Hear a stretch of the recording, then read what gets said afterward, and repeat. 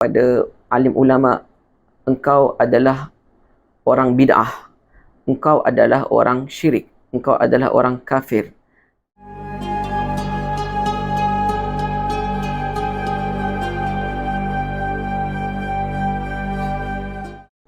Assalamualaikum warahmatullahi wabarakatuh. Alhamdulillahi rabbil alamin, wassalatu wassalamu ala ashrafil anbiya'i wal mursalin, Sayyidina Muhammadin wa ala alihi wa sahbihi ajma'in. Allahumma anfa'na bima 'allamtana wa 'allimna ma yanfa'una wa zidna 'ilman wa alhiqna bi'ibadika salihin. Rabbi shrah li sadri wa yassir li amri wa halul 'uqdatam min lisani yafqahu qawli, amma ba'd. Alhamdulillah, tuan-tuan dan puan-puan yang dirahmati Allah sekalian, bertemu lagi kita dalam sesi jawapan ke atas kritikan yang telah dimukakan oleh saudara Hafiz kita. Semoga Allah memberikan hidayah kepada beliau dan juga pengikut-pengikutnya. Baik, hari ini saya nak petik video yang dia sebut tentang Ustaz Wadi mengatakan hati-hati dalam memilih guru. Maka dia kata salah nukil kalam ulama adalah salah satu bentuk cercaan kepada ulama. Cercaan ulama bukan saja kita sebut perkataan yang tidak baik, tetapi juga berlaku dalam bentuk menukilkan fatwa kalam ulama yang salah, kemudian menyebarkan agar orang awam salah sangka terhadap ulama tersebut. Ya, betul. Jadi tak semestinya kita katakan kepada alim ulama, engkau adalah orang bid'ah, engkau adalah orang syirik, engkau adalah orang kafir, seperti mana yang kebiasaannya orang Wahabi buat. Tetapi cara untuk mencercakan alim ulama juga ialah kita membawa perkataan-perkataan mereka dengan makna yang bukan daripada perkataan ulama tersebut, sehingga orang awam salah sangka. Betul apa yang dikatakan oleh saudara Hafiz. Dan itulah yang diamalkan oleh orang-orang Wahabi daripada dulu sampai sekarang. Mereka menukilkan perkataan alim ulama sehingga orang-orang awam mereka dengar dan mereka anggap itulah sebenarnya, itulah hakikatnya yang betul. Dan itu memang satu cercaan kepada alim ulama. Malah lebih teruk lagi, mereka bukan hanya menukilkan kalam ulama, malah membuang kalam ulama daripada karangan-karangan yang telah dikarangkan oleh alim ulama dahulu. Jadi sebelum saya nak sebut tentang beberapa kitab yang telah mereka ubah suai, dan ini adalah satu cercaan, satu khianat, satu pemalsuan yang sangat besar yang telah terjadi daripada kaum Wahabi. Semoga Allah berikan hidayah kepada mereka. Jadi sebelum itu, saya nak sebut tentang label atau simbolik yang mereka gunakan untuk jemaah mereka ini, seperti yang mereka anggap mereka adalah Ahlus Sunnah wal Jamaah. Bermaknanya yang bukan ikut cara mereka adalah orang yang bid'ah, yang bukan ikut sunnah dan juga jemaah. Dan juga mereka mengatakan kami ikut wahyu. Sedangkan selain daripada mereka ini dahulukan akal daripada nakal, iaitu wahyu lah. Yang dimaksudkan ialah kaum Asy'ariyah dan Maturidiyah, itulah Ahlus Sunnah wal Jamaah, tetapi mereka labelkan sebagai mendahulukan akal daripada wahyu Allah. Itu bukan orang Islam, tapi itulah mereka punya label yang dibawa oleh, dan propaganda yang dibawa oleh Wahabi.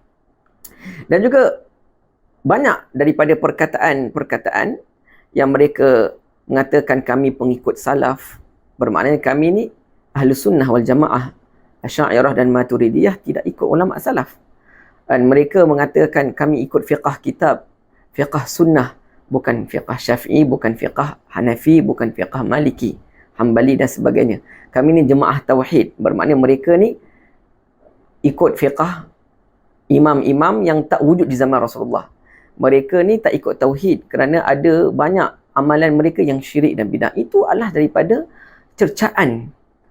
Dan saya tak nak sebutlah tentang cercaan mereka secara zahir kepada Imam Nawawi, Hafidh Ibn Hajar Al-Asqalani, Imam Abu Syamah, Imamul Haramain dan Imamul Ghazali, apatah lagi, dan banyak lagi alim ulama. Dan itu memang kebiasaan orang Wahabi. Semoga Allah pelihara kita dan anak-anak kita hingga hari kiamat daripada fikrah ini.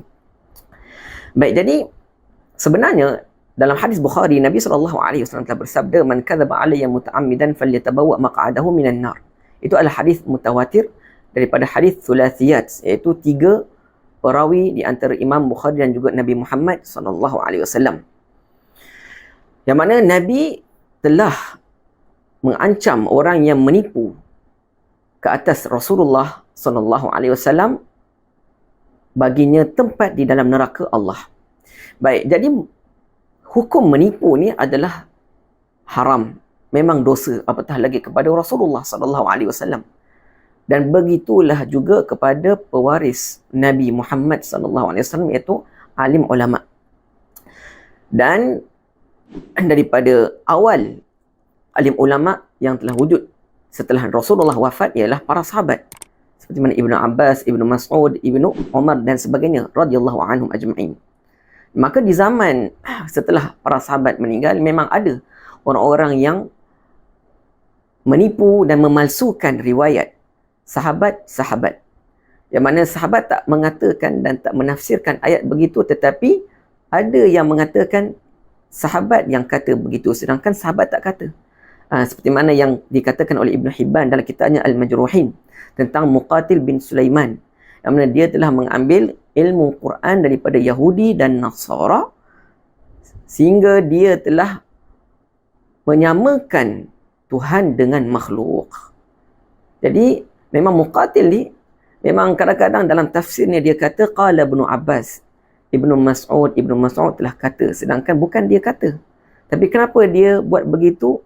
Kerana dia pernah jawab, kalau aku kata Muqatil kata, orang tak terima dan tak ambil tafsir aku. Tapi bila aku kata Ibnu Abbas, Ibnu Mas'ud, barulah orang akan ambil dan terima. Dan itu adalah satu pemalsuan dan dosa besar ke atas agama. Kerana mereka telah memalsukan, menambah suai, mengubah suai, menambah kurang daripada nas-nas, daripada syariah. Sebab itulah Imam Suyuti rahimahullah telah sebut dalam kitabnya Alfiyah Suyuti dalam ilmu hadis, wa syarruhum sufiyyatun qad wada'u muhtasibin al-ajra fi ma yad'u. Maksudnya orang yang paling teruk dalam memalsukan hadis-hadis ini adalah orang-orang sufi. Mereka anggap itulah pahala.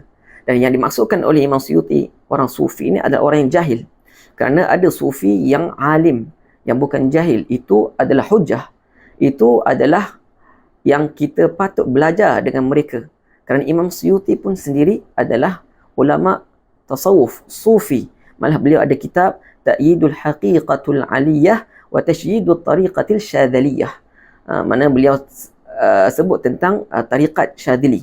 Jadi beliau ni adalah ulama sufi. Jadi yang disebut oleh Imam Suyuti dalam kitab Alfiyah tu maknanya orang sufi yang jahil, yang mereka telah mengubah suai hadis-hadis Nabi SAW. Itu adalah satu perkara maksiat, dosa besar. Baik, jadi dalam kitab Al-Adhkar yang telah dikarang oleh Imam Nawawi rahimahullahu ta'ala, yang mana satu hari Syekh Awamah radhiyallahu anhu, beliau pernah baca kitab dan beliau lihat tahqiqnya Syekh Abdul Qadir Al-Arnaut. Dan beliau ni memang ada fikrah Wahabi, Al-Arnaut. Jadi Syekh Awam bila lihat dalam kitab Al-Adhkar ada bab ziarah kubur Rasulullah diubah jadi Masjid Rasulullah, maka beliau terus telefon panggil Abdul Qadir Al-Arnaut dan beliau tanya kenapa. Maka akhirnya dia kata bukan saya tetapi pencetak. Maka Syekh Awam kata sedangkan ini yang mentahqiqkan kitab ni adalah engkau, bukan maktabah tersebut. Jadi engkau lah bertanggungjawab dan engkau diam atas kemungkaran yang mana mereka telah ubah suai nama kitab tersebut, maka nama bab tersebut, maka seolah-olah engkau sendiri telah mengubah suai perkataan yang telah dikarangkan oleh Imam Nawawi. Ini adalah satu pemalsuan daripada orang Wahabi dalam kitab Al-Adhkar. Dan juga yang kedua, kitab Al-Madkhal li Dirasatil Quran Al-Karim yang telah dikarang oleh Abu Syuhbah rahimahullah, yang mana beliau telah sebut tentang Ahli Sunnah tentang perkataan atau kalamullah ada dua jenis, kalamun nafsi dan kalamun lafzi. Baik, yang kalamun nafsi itu adalah sedia adalah sifat Allah, sedangkan yang kedua adalah makhluk. Baik. Dan dalam kitab yang sama tentang ulumul Quran tadi yang telah dicetak oleh Maktabatus Sunnah di Qahirah, Kairo, Mesir, yang mana dikatakan dalam kitab itu bahawa Asy'ariyah telah bahagikan dua bahagian kalamullah, iaitu nafsi dan lafzi. Ini adalah batil. Sedangkan Abu Syubhah tak kata pun, tetapi telah ditambahkan oleh orang-orang Wahabi yang tak beramanah, yang telah memalsukan perkataan alim ulama. Itu yang disebutkan oleh Ustaz Wadi, berhati-hati, jaga-jaga dalam mengambil dan memilih guru-guru. Baik, yang ketiga, kitab Al-Ba'ith ala Inkaril Bid'ah wal Hawadith. Baik, kitab tentang bid'ah yang telah dikarang oleh Imam Abu Syamah rahimahullah, guru kepada Imam Nawawi. Jadi beliau telah ditanya tentang Maulid Nabawi dan beliau jawab, hiya ahsanu bid'atin hadathat fil Islam. Bid'ah yang terbaik, kerana kita semua tahu bid'ah ni ada 5 jenis. Tetapi dalam kitab yang sama yang telah diubah suai oleh orang Wahabi, mereka telah tulis dalam kitab yang sama, mereka kata la yajuzul ihtifalu bil maulid. Tak boleh, tak harus untuk kita meraihkan Maulid Nabawi. Kerana Nabi, Khulafaur Rasyidin, sahabat, tabi'in semua tak buat. Itu jawapan biasalah yang kita selalu dengar daripada orang Wahabi. Dan ini adalah satu bid'ah, kemungkaran, pemalsuan yang telah mereka buat ke atas Imam Abu Syamah, sedangkan Abu Syamah tak kata begitu. Mereka telah menipu pewaris Nabi sallallahu alaihi wasallam. Ini adalah satu perkara mungkar yang patut kita cegah. Kitab yang keempat ialah kitab Bid'ahut Tafasir. Tapi bukan kitab Bid'ahut Tafasir, tapi kitab tentang Mahasinut Ta'wil, dikarang oleh Syekh Al-Qasimi rahimahullah. Jadi dalam kitab tersebut telah diubah suai oleh seorang namanya Muhammad Fuad, yang mana dalam kitab Bid'ahut Tafasir, Syekh Al-Muhaddith Abdullah bin Siddiq Al-Ghumari, guru kepada guru saya, beliau sebut dalam kitabnya, saya telah jumpa seorang yang dalam akalnya ada sesuatu. Jadi seorang tu maksudnya Muhammad Fuad lah, itu yang dikatakan oleh Dr.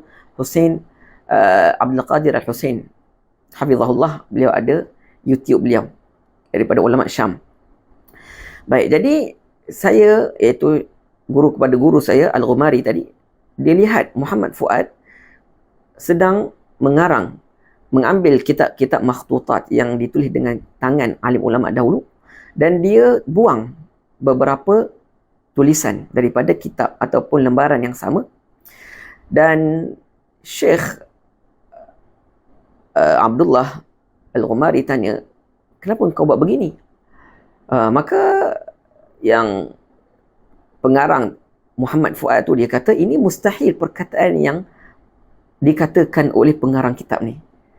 Tak mungkin dia kata begini.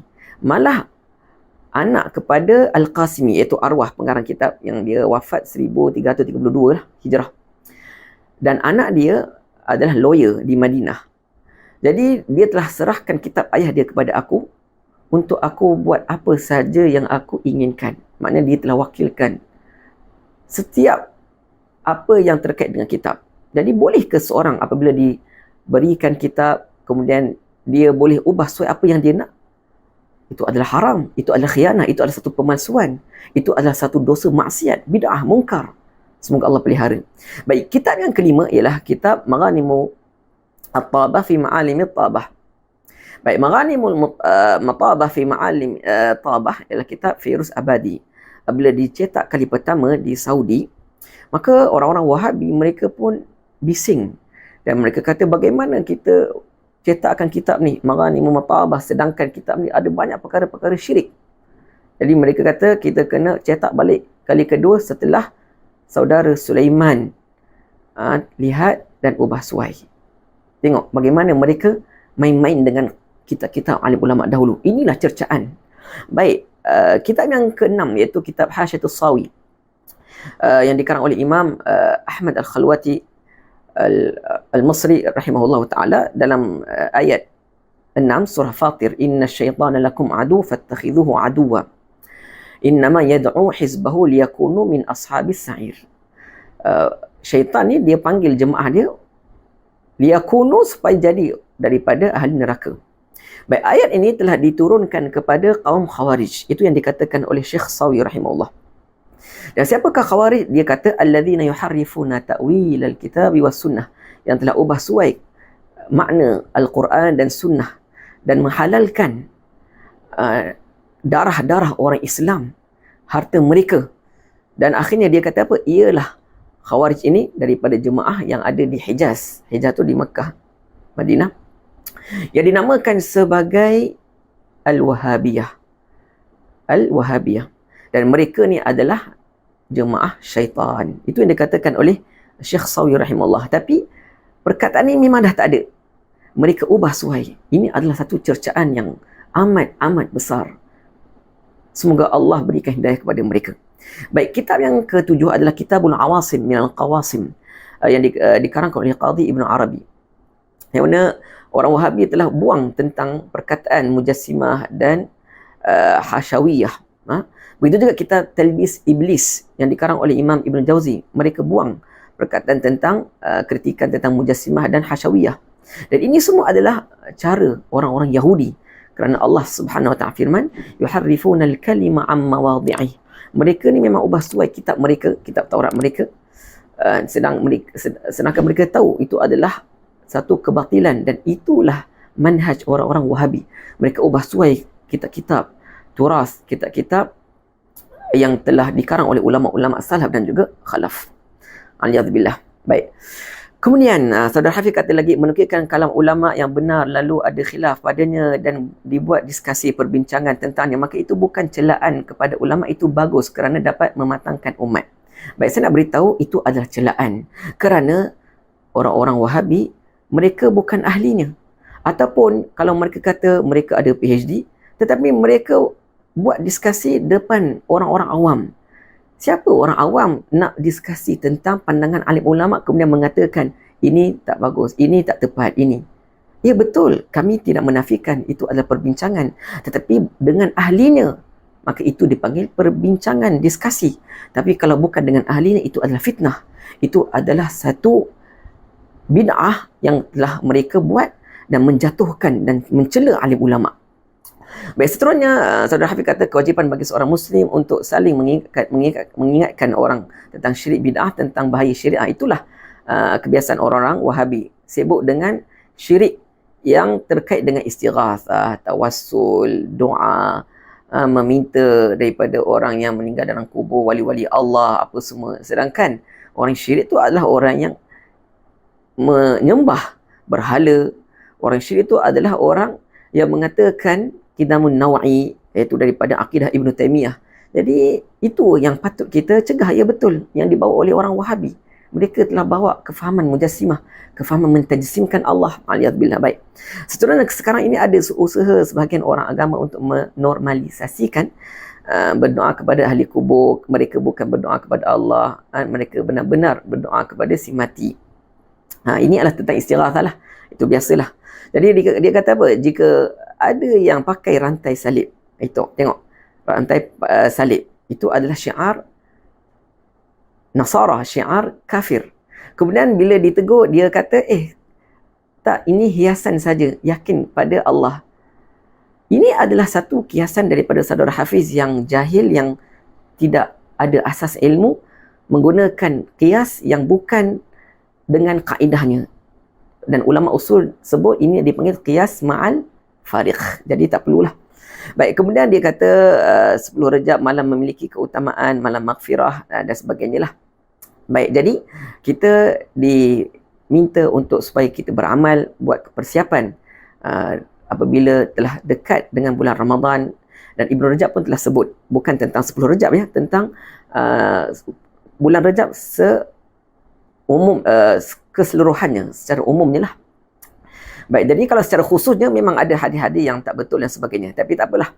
Kemudian dia kata kalau ia dhaif jiddan, jangan kita amalkan. Kalau dia masih lagi dhaif, maka kita boleh amalkan. Dan itu saya tak nak sebut. Sekarang ni dia kata pula dalam hadis Bukhari, innallaha la yaqbidul ilma intiza'an yantazi'uhu minan nas walakin yaqbidul ilma biqabdil ulama hatta idza lam yatruk aliman ittakhadhan nas ru'usan juhalan fasu'ilu fa'aftau bighairi ilmin fadallu wa adallu.